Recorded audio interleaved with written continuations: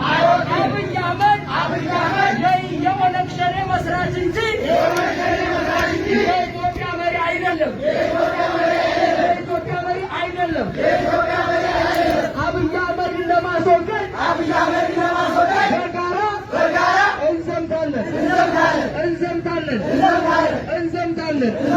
የህልውናችን እያረስ እንዋጋለን።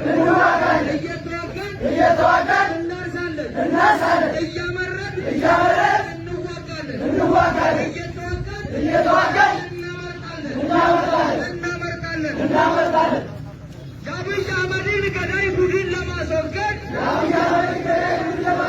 በጋራ እንዘምታለን።